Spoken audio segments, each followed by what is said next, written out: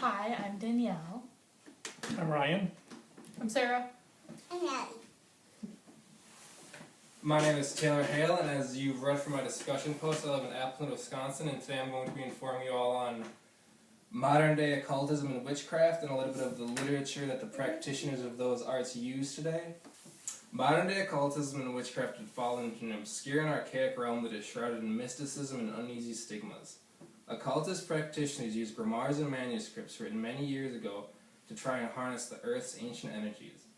Today, I would like to help shed some light on the modern occultist movement.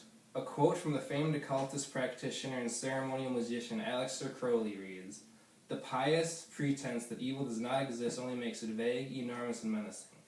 A quote that I feel speaks volumes about the general ideologies of occultism, which is, speaking literally, for those who practice the beliefs, to use the world's energy to your benefit and not deny its powers.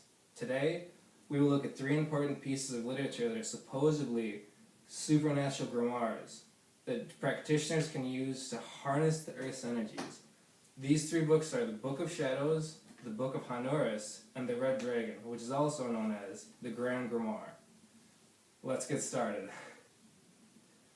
The first book, the Book of Shadows, which first was circulated somewhere in the 1940s to 1950s by a civil servant and Freemason named Gerald Gardner, who claimed he was given the book by a coven of witches. The book was intended originally only for the high priests and priestesses of Wicca cults. Gerald Gardner was unsure of the real origins of the text and said that most witches do not actually know the origins of the text either.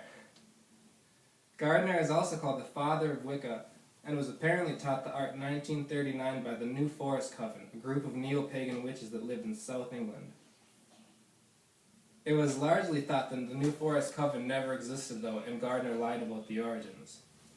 The second piece we will be looking at is the Book of Honoris, which is a medieval grimoire written by an unknown group of authors sometime in the 13th century.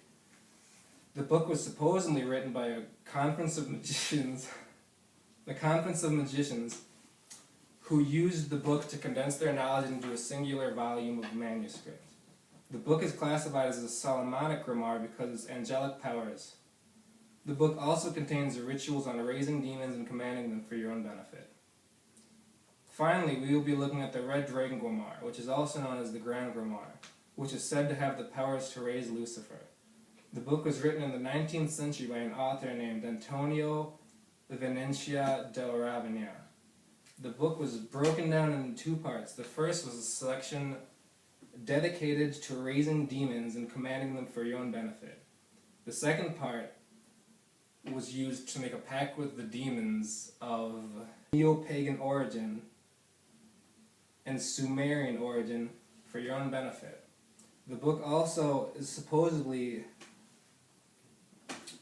composed from the direct writings of King Solomon. In conclusion, whether or not these books are really magic is up to the practitioner's own ideologies. In the wise words of Aleister Crowley, "I like my lies the way my mother used to make them." Strange but true. Are these books real or a hoax? This is up to you to decide.